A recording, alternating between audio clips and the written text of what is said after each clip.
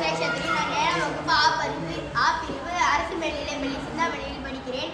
நான் வந்து இன்ஸ்பயர் அவார்டுக்கு வந்து இந்த ப்ராஜெக்ட் செஞ்சுருக்கேன். இது வந்து அழுக்கு தண்ணியை வந்து நல்ல தண்ணியாக மாற்றுறது, அதாவது வாட்டர் பியூரிஃபையர் தான் செஞ்சுருக்கேன்.